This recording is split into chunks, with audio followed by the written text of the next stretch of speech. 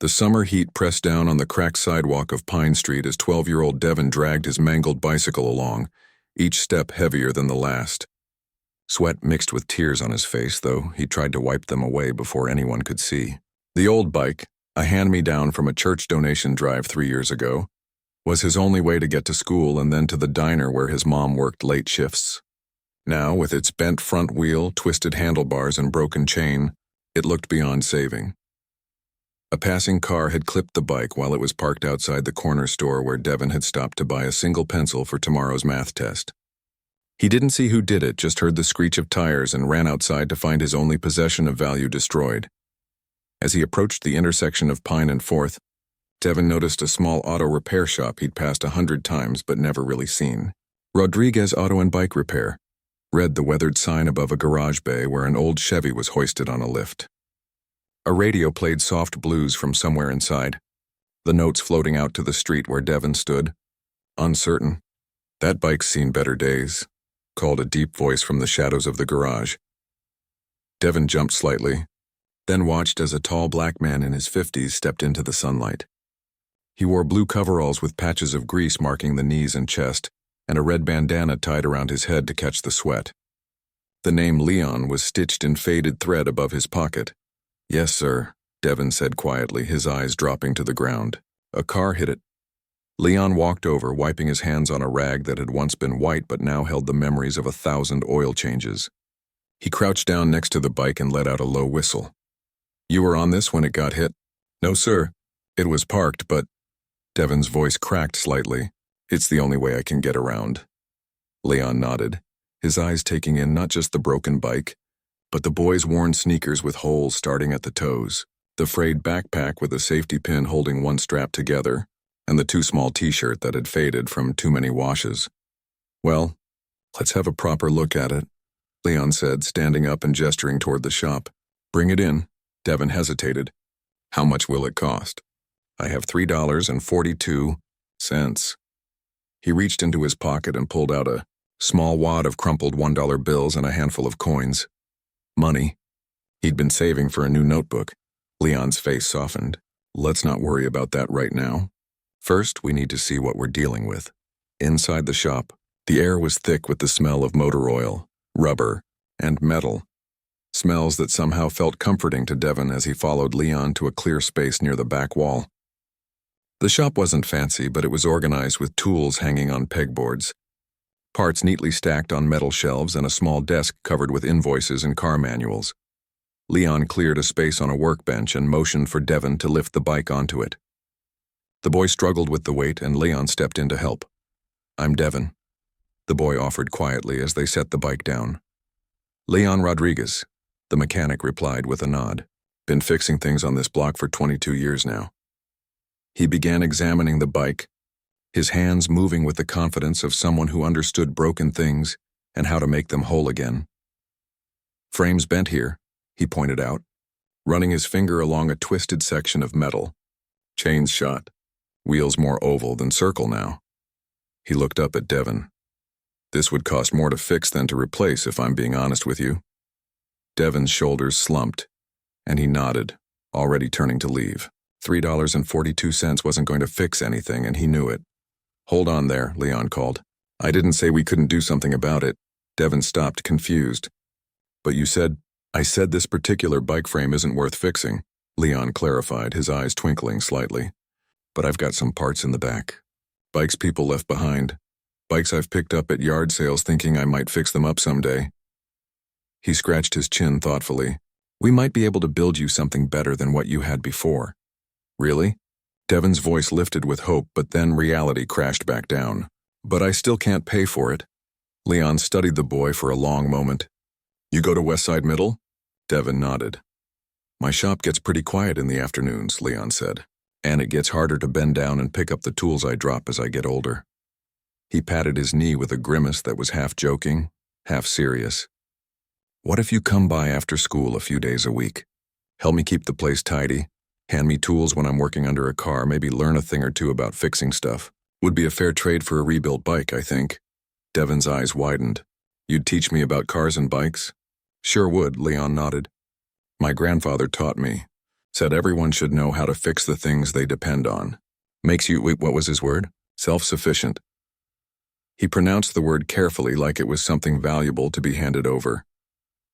For the first time that day, maybe the first time that week, Devon smiled. I'd like that a lot, sir, Leon, the mechanic, corrected. Sir makes me feel ancient. He smiled back, revealing a gap between his front teeth that gave his whole face a friendly look. The next day after school, Devon showed up at the shop precisely at 3:45 p.m. He'd told his mom about the arrangement, and though she was cautious at first, she knew the Rodriguez shop had been there forever. She promised to stop by later in the week to meet this Leon who had offered to help her son.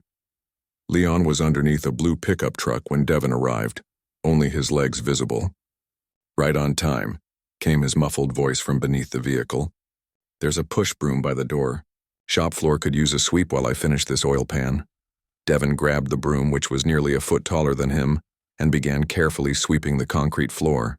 He created neat piles of dirt, metal shavings, and other workshop debris, then found a dustpan behind the counter and disposed of each pile in a large trash can.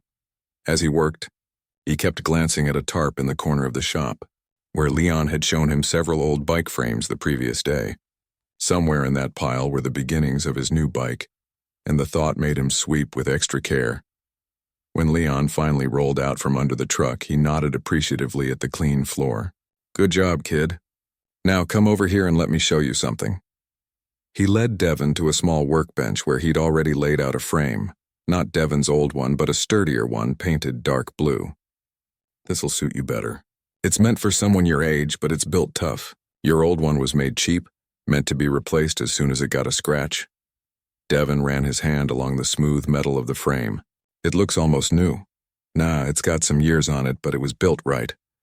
Leon pointed to various parts of the frame. Look here, these welds are solid.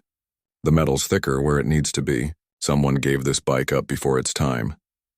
Over the next hour, Leon showed Devon how to check if wheels were true, how to measure a chain for wear, and how to tell if bearings needed replacing. He used simple words but never talked down to the boy, explaining each step like he was talking to an apprentice, not a child. When it was time for Devon to leave for the diner to meet his mom, Leon handed him a small notebook. Here, take this. Write down 3 things you learned today when you get home. Tomorrow we'll go over them, make sure you understood right, and then learn some more. Devon took the notebook carefully. It was nothing special, just a basic spiral-bound pad. But it was new and clean, with blank pages waiting for his thoughts. Thank you, he said, tucking it into his backpack. See you tomorrow, Devon, Leon replied with a nod. And hey, he paused, making sure the boy was listening. That bike's going to be more than just transportation when we're done. It's going to be something you built with your own 2 hands. That means something in this world. As Devon walked the 6 blocks to his mom's workplace, his steps felt lighter than they had in weeks. The broken bike that had seemed like the end of the world yesterday had somehow opened a door to something new, something that felt a lot like hope. In the diner, as he sat at his usual corner booth with his math homework spread out, waiting for his mom's shift to end, Devon opened the notebook Leon had given him. On the first page, he carefully wrote, Day 1 at Leon's shop, and underneath, he began listing not just 3 things, but everything he could remember about bikes, tools, and the way Leon's hands moved with such certainty when fixing things. Without realizing it, Devon had just written the first page of a story that would continue far beyond a simple broken bicycle. Over the next week, Devon showed up at Leon's shop every day after school. His mom, Rita, had stopped by on Wednesday to meet the mechanic who had taken an interest in her son. She worked 2 jobs, mornings at a laundromat and evenings at the diner, which left little time for much else. The dark circles under her eyes told of long hours and short rest. But her handshake was firm when she met Leon. Thank you for helping, my boy, she said simply. Standing in the doorway of the shop, still wearing her diner uniform, Leon just nodded. He's a good kid. Picks things up quick. They spoke for only a few minutes, but something passed between them, an understanding that went beyond words. Both knew what it meant to work hard, to make something from nothing, to keep going when the world seemed stacked against you. As Rita left, she squeezed Devon's shoulder. Be helpful, okay? Don't just stand around. Yes, ma'am, Devon replied. though Leon had already told her how the boy had reorganized his entire tool cabinet the day before, putting everything in size order and cleaning each wrench with a care that surprised even the veteran mechanic. Each afternoon brought new lessons. Leon taught Devin how to true a wheel by tightening and loosening spokes until it ran straight. He showed him how to pack bearings with grease, how to adjust brakes so they stopped without grabbing, how to wrap handlebar tape in a spiral that wouldn't unravel. But more important than these mechanical skills were the conversations that flowed between them as they worked. Leon wasn't a man of many words, but the ones he chose mattered. Patience, he would say, watching Devin struggle with a stubborn bolt. Sometimes force just makes things worse. Find the right angle, the right tool. Listen to what the metal is telling you. On the 5th day, as they were selecting parts for the bike from Leon's collection of spares, Devin found a bell, a simple chrome dome with a small lever that made a clear, bright ring when pressed. "Can we put this on it?" he asked, testing the sound again. Leon smiled. "Sure, but that's not just for fun, you know. A bell is communication. Lets people know you're coming. Being heard can keep you safe." Devin nodded seriously, tucking this piece of wisdom away with all the others. By Saturday, which would mark a full week since their first meeting, the bike was taking shape. The frame had been cleaned and polished, the wheels trued and fitted with new tubes and tires from Leon's stock. The chain was new, the one splurge Leon had made, driving to the bike shop across town to get one that would last. "Why'd you buy a new chain when you have all these used parts?" Devin asked, watching Leon thread it through the derailleur. Leon looked up from his work. "Some things you don't compromise on. Chain breaks while you're riding, you could get hurt bad. Brakes fail, same thing. Some parts you always get the best you can afford." That was another lesson Devin wrote in his notebook that night. Don't cut corners on things that keep you safe. Sunday was the shop's day off, but Leon had invited Devin to come anyway. "We'll finish the bike," he'd said. "You can take it home tomorrow." When Devin arrived, he found Leon already there, a small cardboard box on the counter beside him. "What's that?" Devin asked, pointing to the box. "Something for the bike," Leon replied. "But first, we've got work to do. Those handlebars won't set themselves." They worked through the morning, Devin handing Leon tools before he even asked for them now, anticipating each step. The boy's fingers, clumsy at first with the small parts, had grown more confident. He installed the bell himself, positioning it just right on the left handlebar where his thumb could reach it easily. At noon, Rita dropped by with lunch, 2 paper bags containing sandwiches from the diner. "On the house," she said, though Devin suspected she'd paid for them herself.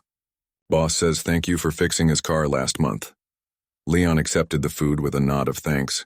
As they ate, sitting on overturned buckets in the shade of the shop's open bay door, Rita watched her son. There was something different about him, a new confidence in the way he sat and how he described the work they'd done on the bike.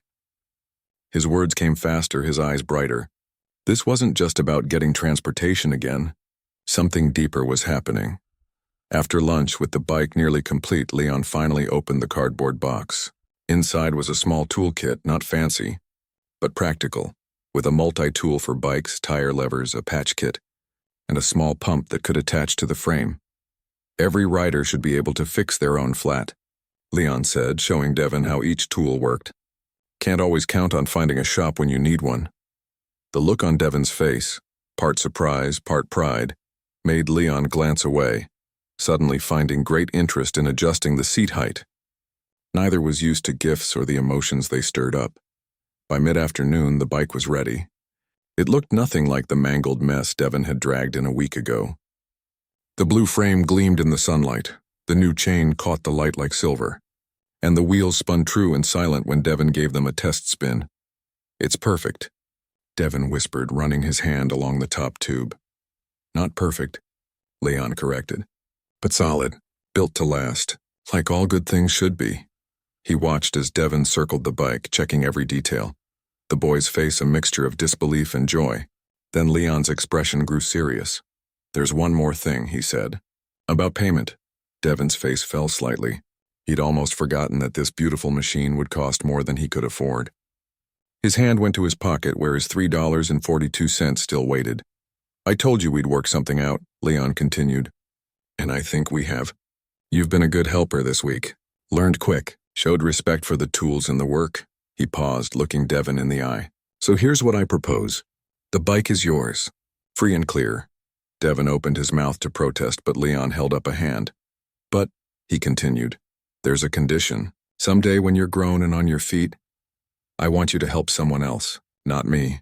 Someone who needs it like you needed help this week. Could be big, could be small. Just pass it on. That's the payment, deal? Devin swallowed hard, then nodded, not trusting his voice. Good, Leon said, clapping him on the shoulder. Now let's take this machine for a test ride. They walked the bike outside and Devin swung his leg over the frame. It fit him perfectly, not too big like his old one had been. Not so small that his knees hit the handlebars. Just right.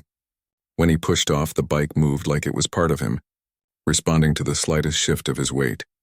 Leon watched from the sidewalk as Devin rode up and down the block, the new chain purring, the bell ringing out once just for the joy of hearing it. The boy's face split into a grin that seemed to light him from within. When Devin finally stopped in front of the shop, slightly out of breath from excitement, Leon smiled. What do you think? Everything working, right? It's the best bike ever, Devin declared, his eyes shining. I can't believe we built this. Leon nodded, emphasizing the we with a small smile. That's the thing about building something yourself. It means more. Reminds you what you're capable of. Devin looked down at the bike, then back at Leon. I should go show my mom, he said. But, he hesitated. Can I still come by the shop sometimes? Even though the bike is finished? Something in Leon's face softened. Shop floor always needs sweeping, he said gruffly. And I've got cars coming in next week that could use an extra pair of hands. Relief washed over Devin's face. Tomorrow after school? Tomorrow after school, Leon confirmed. And bring that notebook.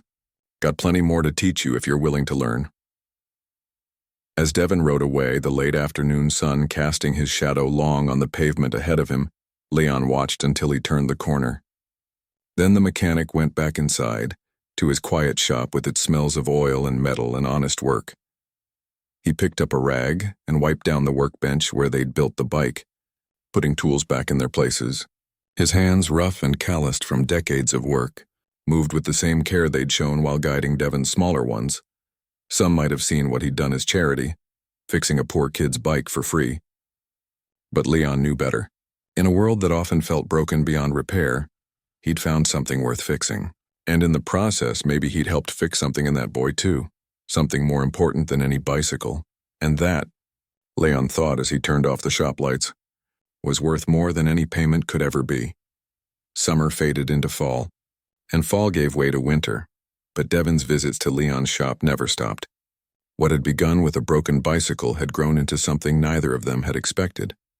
3 afternoons a week the boy would arrive after school, his backpack heavy with books, his notebook full of questions about cars, engines, and tools that had occurred to him since his last visit. Leon had never thought of himself as a teacher. He fixed things, that was what he knew. But watching Devin absorb knowledge, seeing the boy's eyes light up when he understood how a carburetor worked, or why oil needed changing, stirred something in the older man. It reminded him of his grandfather, who had taught him not just how to use tools, but how to live. On a particularly cold December afternoon, as sleet tapped against the shop's windows, Devin was helping Leon rebuild the engine of an old Ford pickup. The truck belonged to Mr. Wilson, who ran the hardware store 3 blocks over. He'd bought it new in 1978 and refused to give up on it, even though most mechanics in town had told him it wasn't worth fixing. Why are we working so hard on this old truck? Devin asked, handing Leon a socket wrench. Wouldn't it be easier for Mr. Wilson to just buy a new one? Leon glanced up from the engine block he was cleaning. Easier, maybe, but not always better.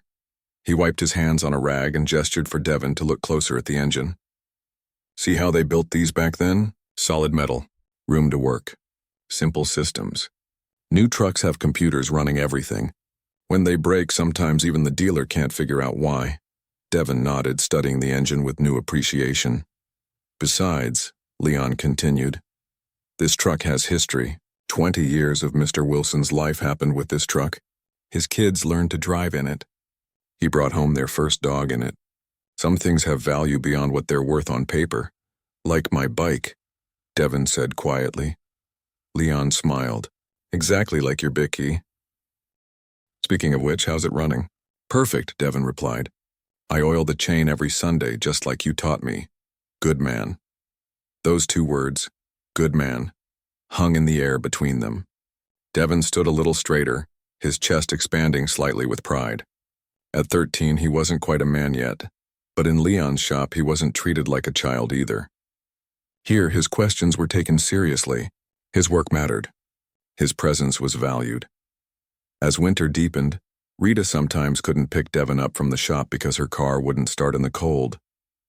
On those evenings, Leon would drive them home in his old Chevy, the heater blasting, the radio playing soft jazz from a station in the next county over. Sometimes they'd stop for hot chocolate at the diner where Rita worked, and Leon would listen as Devin talked about school, about the science project he was working on, about the book he was reading. One February night, as they sat in a booth waiting for Rita's shift to end, Devin's science teacher, Mrs. Chen, stopped by their table. "Devin, I thought that was you," she said warmly. Then, noticing Leon, she extended her hand. "I'm Grace Chen, Devin's science teacher." "Leon Rodriguez," he replied, shaking her hand. "I run the auto shop on Pine Street." "Ah, so you're Leon," Mrs. Chen said, her eyes brightening with recognition. "Devin talks about you all the time. His last science project on internal combustion engines was the best in the class. Now I know where he got his expertise." Leon looked surprised, glancing at Devin, who ducked his head slightly. "Embarrassed but pleased. He's a quick learner," Leon said simply. Mrs. Chen looked between them, something knowing in her expression. "Well, it's wonderful that he has someone to nurture his interest in mechanics. We're always looking for guest speakers for our career day. Would you consider coming to talk to our students about automotive repair? Many of them have never met someone who works with their hands for a living." Before Leon could decline, he'd never been one for public speaking, Devin jumped in. "He'd be great at it. Leon knows everything about cars and bikes and engines." Caught between Mrs. Chen's hopeful smile and Devin's enthusiastic endorsement, Leon found himself agreeing to come speak the following month.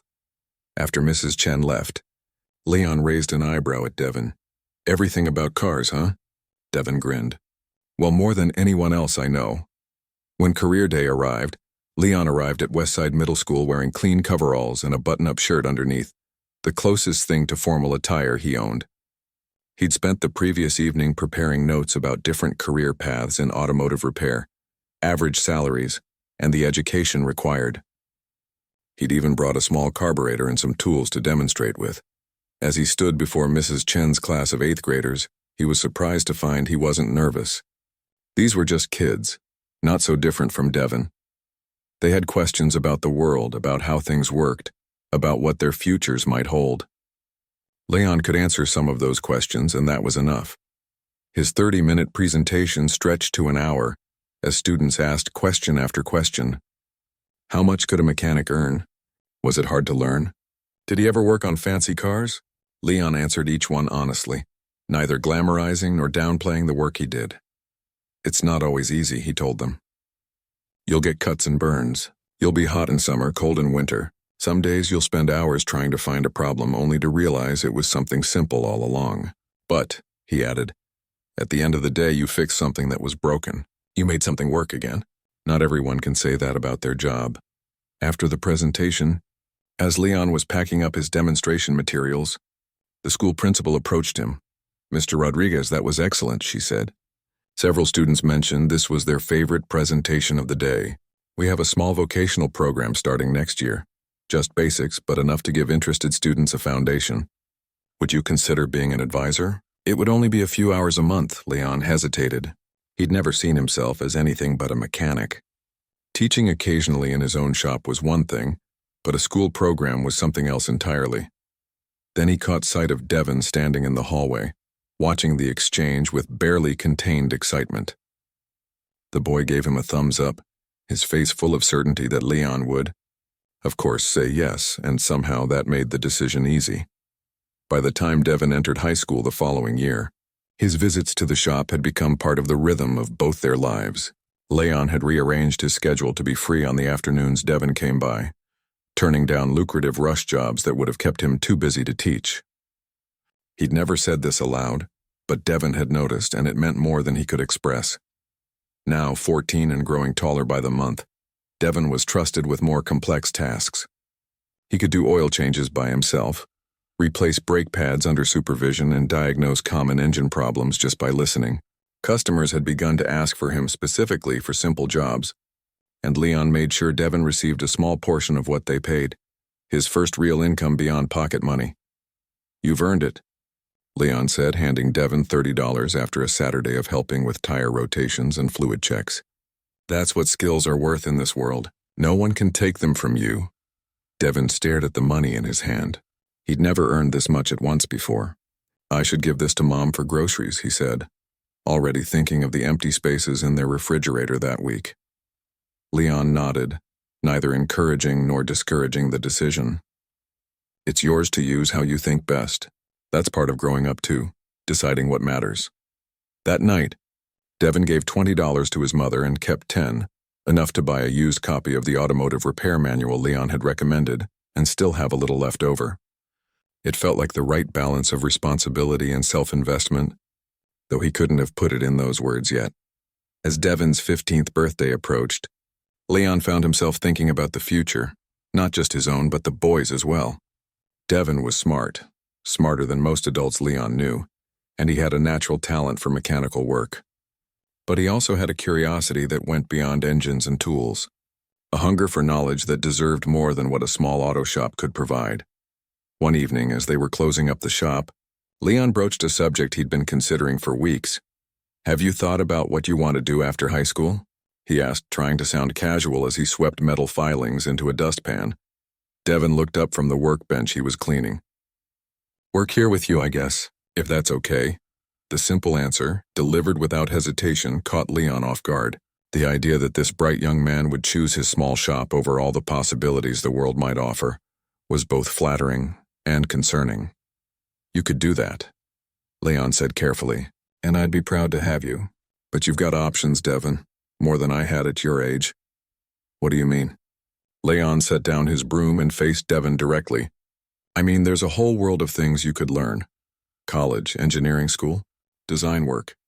The kinds of jobs where you create the machines people like me fix." Devin frowned slightly. "Do you think I'm not good enough to be a mechanic?" "No," Leon said firmly. "I think you're good enough to be whatever you want. And I think you should know all your options before you decide." The conversation didn't resolve anything that night, but it planted a seed that would grow in the months and years to come, a seed of possibility that would change both their lives. In ways neither could yet imagine, the years of high school passed in a blur of growth and change for Devin. At 16, he had shot up 5 inches in a single year. His voice deepened and his hands, once dwarfed by Leon's tools, now fit them perfectly. The bike they had built together still served him well, though he'd replaced parts here and there as needed, a testament to both the quality of their work and Devin's careful maintenance. Leon's auto shop had become his second home, a place where the confusion and pressure of teenage life fell away, replaced by the comforting logic of machines. 3 afternoons a week had become 5, then weekends too whenever he could manage it. By his junior year, Leon had given him a key to the shop's side door and put him on the payroll officially. Part-time, but with real responsibilities. "You're not just helping out anymore," Leon had told him, handing over the paperwork. "You're earning your place." Those words meant more to Devin than the modest hourly wage. In a world where too many people had written him off because of where he lived or how little his family had, Leon saw him. Really saw him. On a warm spring afternoon during Devin's junior year, an unusual customer pulled into the shop, a sleek silver Audi with university plates. The driver, a tall man with salt and pepper hair and wire-rimmed glasses, stepped out looking slightly lost. "Can I help you?" Devin asked, wiping his hands on a shop towel. Leon was across town picking up parts, leaving Devin to manage things for a few hours. "I hope so," the man replied with a friendly smile. "My car's making an odd noise when I accelerate. The dealer says they can't look at it until next week, but I've got a conference to drive to tomorrow." The guy at the gas station said this was the best shop in town. Devin felt a flicker of pride at that. "Pop the hood and let me take a listen." The man, who introduced himself as Dr. Thompson from the engineering department at the state university, watched with interest as Devin methodically checked the engine, listened to it run, and quickly identified the problem. "Loose heat shield," Devin explained, pointing to the thin metal cover that protected the car's components from the heat of the exhaust manifold. It's rattling against the frame when you accelerate. We can fix it in about 20 minutes if you want to wait. Dr. Thompson nodded, clearly impressed. That would be great. Mind if I watch? Most customers wandered next door to the coffee shop during repairs, but Devin welcomed the company. As he worked, Dr. Thompson asked questions, not just about the repair, but about Devin himself. How long have you been working on cars? Since I was 12, Devin replied, his hands moving confidently as he secured the heat shield with new brackets. Leon, he owns the shop. He taught me everything. Everything? Dr. Thompson raised an eyebrow. That's quite a claim, Devin laughed. Well, not everything, but he gave me the foundation. Taught me how to learn the rest. Their conversation continued as Devin completed the repair. Dr. Thompson asked about school, about Devin's favorite subjects, physics and shop class, about what he planned to do after graduation. Unlike many adults who asked these questions out of obligation, the professor seemed genuinely interested in Devin's answers. When the job was done, Dr. Thompson paid and then lingered, watching as Devin cleaned up his workspace with practiced efficiency. You know, the professor said, we have a summer program at the university for high school students interested in engineering. It's competitive, but based on what I've seen today, you'd be a strong candidate. Would you like some information about it? Devin hesitated. College had always seemed like a distant dream, something for kids from other neighborhoods with other kinds of parents. Even with his decent grades, the cost alone seemed insurmountable. I don't know if I could afford something like that, he admitted. It's fully funded, Dr. Thompson replied. Room, board, materials, all covered. It's meant to find talent that might otherwise go undiscovered. He reached into his wallet and pulled out a business card. Think about it. Application deadline is next month. When Leon returned an hour later, he found Devin staring at the card, turning it over and over in his fingers. What's that? Leon asked, setting down the box of parts he'd picked up. Devin explained the encounter with Dr. Thompson and the summer program. Do you think I should apply? He asked, his voice uncertain. Leon leaned against the workbench, studying Devin's face. Why wouldn't you? Because... Devin struggled to articulate the doubt that had lived in him for so long. People like me don't go to university. Leon's expression hardened slightly. People like you? You mean smart people? Hard workers? Problem solvers? Because that's what I see when I look at you. Devin shook his head. You know what I mean. Kids from Pine Street. Kids whose moms work double shifts just to keep the lights on. Let me tell you something, Leon said, his voice low and intense. 25 years ago, I got offered a chance like this. A program at a technical college upstate. Full scholarship. Devin looked up, surprised. You never told me that. Because I turned it down, Leon replied. My dad was sick. My mom needed help with bills. I told myself there'd be another chance later. He paused, letting the words sink in. There wasn't. The silence that followed was heavy with the weight of paths not taken. Don't get me wrong, Leon continued finally. I've had a good life. This shop, the work I do, it matters. But sometimes I wonder what else I might have built, what else I might have learned, if I'd taken that chance. He picked up the business card and handed it back to Devin. Apply. The worst they can say is no. That night, Devin stayed up late, working on the application. The questions seemed designed to intimidate, asking about academic achievements, extracurricular activities, future goals. But whenever his confidence faltered, he thought of Leon's words. The worst they can say is no. With Rita's permission, he listed Leon as his reference, alongside his physics teacher. When Leon found out, he spent an entire evening after closing the shop, writing and rewriting his recommendation letter, determined to convey exactly who Devin was and what he was capable of becoming. 2 months later, a large envelope arrived at Devin's home. His hands trembled as he opened it, Rita and Leon both watching anxiously from the small kitchen table. I got in, he whispered. Then louder, I got in. Rita burst into tears, pulling her son into a tight hug. Leon stood back, his usual stoic expression softened by pride, his eyes suspiciously bright. The 6-week summer program transformed Devin in ways that went beyond knowledge. He returned home standing taller, speaking with a new confidence, his mind buzzing with ideas and possibilities that had never occurred to him before. They have a full scholarship program for first-generation college students, he told Leon one afternoon at the shop, his words tumbling out in excitement. Dr. Thompson thinks I could qualify. I'd need to keep my grades up senior year and score well on the entrance exams, but he says I've got a real shot.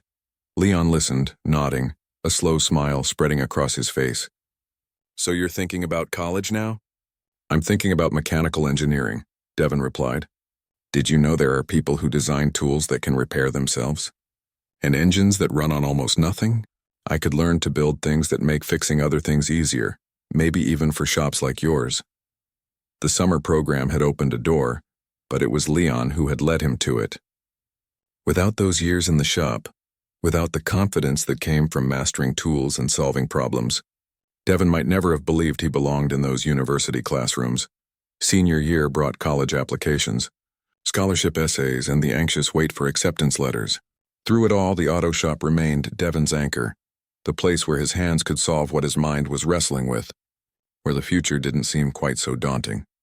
Leon adjusted the shop schedule to give Devin more time for studying, but insisted he keep working at least 2 afternoons a week. Balance, he'd say. Your brain needs your hands as much as your hands need your brain. On a cold January morning, Devin burst into the shop, his breath coming in clouds, his face lit with excitement. I got it. Full scholarship to state. Leon put down the timing belt he was installing and pulled Devin into a rare hug. Never doubted it for a second, he said gruffly, though they both knew that wasn't entirely true. They had both doubted, had both feared, had both hoped against the odds. As graduation approached, Devin worked extra hours at the shop, saving money for the expenses the scholarship wouldn't cover: books, supplies, winter clothes for the colder climate upstate. Leon matched every dollar he saved, quietly setting up a small account for emergencies. Just in case, he said when Devin protested. Everyone needs a safety net. The night before Devin was set to leave for college, he stopped by the shop one last time. Leon was working late, rebuilding a transmission for a loyal customer who needed his truck for work the next day. Need any help? Devin asked, picking up a wrench without waiting for an answer. They worked side by side in comfortable silence for nearly an hour, the familiar rhythm of their movements saying more than words could. Finally, as they were washing up, Devin turned to Leon. I wouldn't be going to college without you, he said simply. I wouldn't even have thought it was possible. Leon shook his head. You did the work. You earned this. But you showed me the way, Devin insisted. You believed in me before I believed in myself. Leon dried his hands slowly, choosing his words with care. My grandfather used to say that some people are bridges in this world. They help others cross over to places they couldn't reach alone. He looked up at Devin, his eyes serious. I tried to be that for you, but now you've got to be your own bridge, and someday maybe you'll be one for someone else. As they walked out to the parking lot, Devin paused next to his bike, the same one they'd built together all those years ago, though with newer parts now. In the morning, it would stay behind while he boarded a bus to his new life. Another circle complete, another beginning on the horizon. I'll be back on brakes, Devin promised. Still got a lot to learn about cars. Leon smiled, knowing that what Devin would learn in the coming years would take him far beyond what any auto shop could teach. And that was exactly as it should be. The shop will be here, he said simply, and so will I. 15 years can change many things. Streets widen, buildings rise and fall. People move away or return transformed. Pine Street had seen its share of changes. The old corner store replaced by a pharmacy chain. The diner where Rita had worked, now a trendy cafe. But some things remained steadfast, like the faded blue sign of Rodriguez Auto and Bike Repair, still hanging above the garage bay where it had been for over 3 decades. Inside that garage on a warm spring morning, Leon Rodriguez knelt beside a car lift, his movements slower than they once had been, his hair now more gray than black. At 67, his hands still held their strength, but his knees protested with each bend and rise. The arthritis that had started in his right shoulder 5 years ago had spread to his hips, making long days at the shop increasingly difficult. He straightened up carefully, pressing a hand to his lower back as he reached for a socket wrench. The small repair shop that had once seemed like enough now felt impossibly demanding. 3 cars waited outside for service. The phone kept ringing with new appointments and his one. Part-time helper had called in sick. Again. The bell above the shop door jingled and Leon sighed, not turning around. Be with you in a minute, he called out, trying to keep the weariness from his voice. "If you're here for the Toyota, it won't be ready until tomorrow." "Actually," came a familiar voice, deeper than Leon remembered but unmistakable, "I'm here about a job opening." Leon turned, socket wrench still in hand, to find Devin Taylor standing in the doorway, no longer the lanky teenager who had left for college, but a man in his late 20s, broad-shouldered and confident. He wore a button-down shirt tucked into jeans, leather shoes instead of the worn sneakers of his youth, but his smile was the same, open and genuine, with a hint of mischief around the edges. "Devin," Leon breathed, the tool nearly slipping from his grasp. "What are you doing here? Thought you were in Chicago." "I was," Devin replied, stepping into the shop, his eyes taking in the familiar space, noting what had changed and what remained exactly as he remembered. Got tired of the corporate life. Decided it was time to come home. The two men stood looking at each other for a long moment, years of shared history and separate journeys hanging in the air between them. Then Leon broke into a rare full smile and extended his hand. Devin ignored it and pulled the older man into a hug instead. "It's good to see you, Leon." "You too, kid." Leon patted Devin's back awkwardly, then stepped away, suddenly conscious of the grease on his coveralls. "Though I guess you're not much of a kid anymore." Devin laughed. "Not for a long time."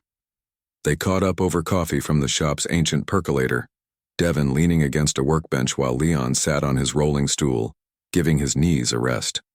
The years seemed to fall away as they talked, the conversation flowing as easily as it had when they'd worked side by side on engines and transmissions.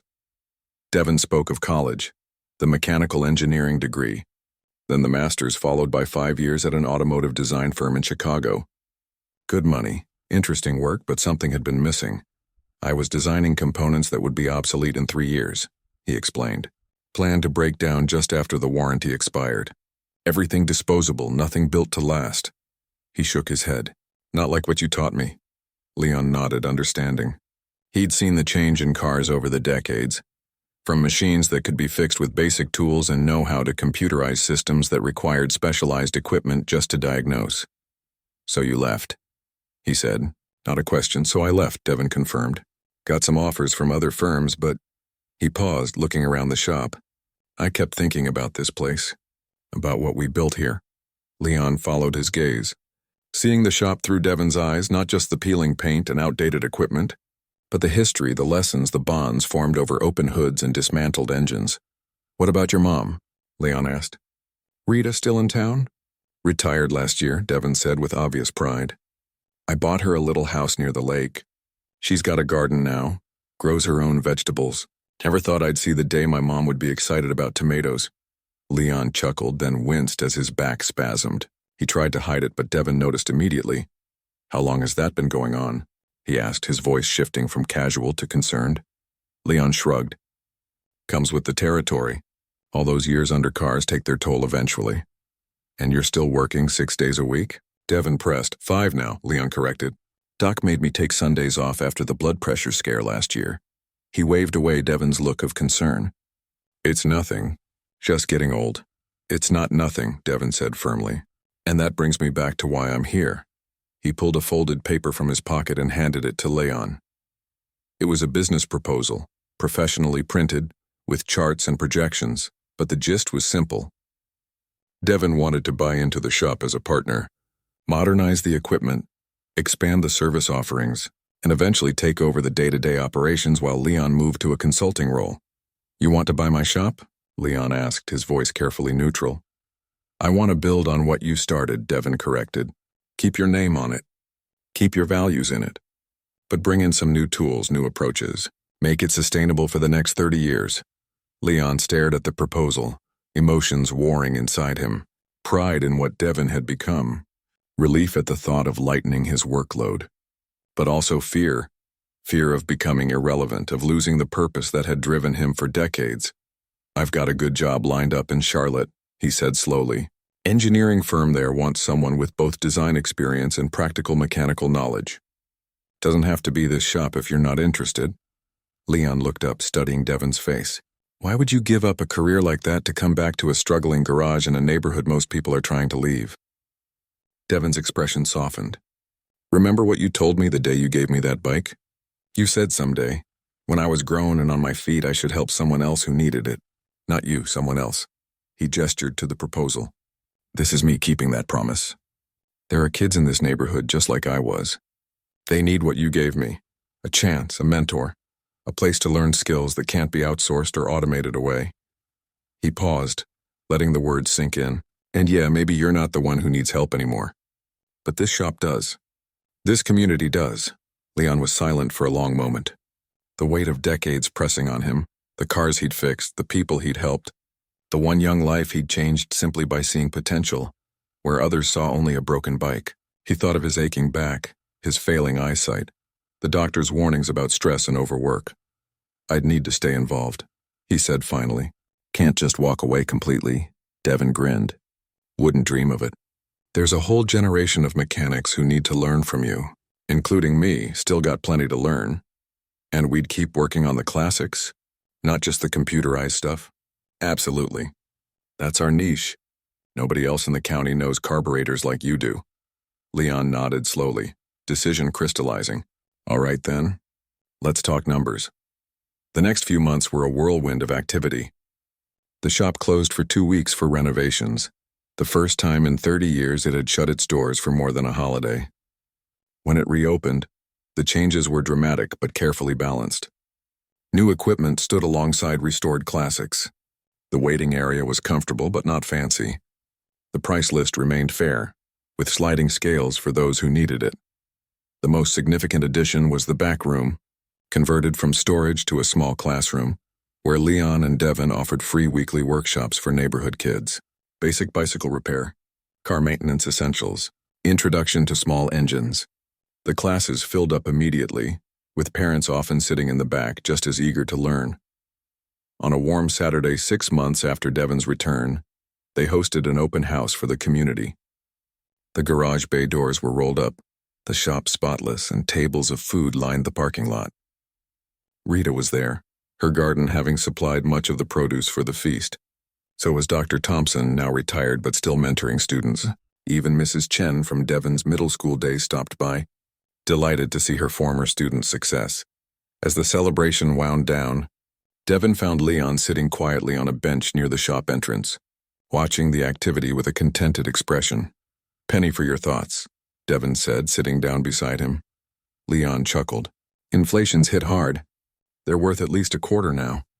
They sat in comfortable silence for a moment, watching as a young girl about 12 years old examined the vintage bicycle displayed near the shop entrance, the very same bike that Leon and Devin had built together all those years ago, now mounted on a stand as a reminder of where it all began.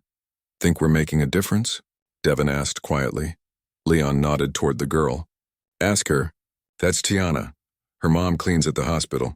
Bike broke down 3 weeks ago and they couldn't afford repairs. She's been coming to every workshop since, learning how to fix it herself. He smiled slightly. Reminds me of someone else I knew. Devin watched as Tiana ran her hand along the bicycle's frame, much as he had done as a boy, eyes filled with the same wonder at the possibility of broken things made whole again. You know, Leon said thoughtfully, when I was your age, I never imagined this is where I'd end up. Thought I'd have my own shop for a few years, make enough to move somewhere bigger, do something more important. He gestured around them, at the shop, the people, the community gathered to celebrate not just a business, but a place of learning and connection. Turns out I was right where I needed to be all along. Devin nodded, understanding completely. Some people are bridges, he said, echoing Leon's words from years ago. They help others cross over to places they couldn't reach alone. The new sign above the shop caught the late afternoon sun, its fresh paint gleaming. Rodriguez and Taylor Auto Repair and Training Center. Below it, in smaller letters, building bridges since 1990. As they sat together, mentor and protege, now partners and friends, they watched Tiana approach with a hesitant question about the old bicycle. Devin smiled and motioned her closer. Let me tell you the story of that bike, he began, and the man who taught me how to fix it when I was just about your age. And so the circle continued, unbroken. One act of kindness echoing forward through time, changing lives in ways that could never have been.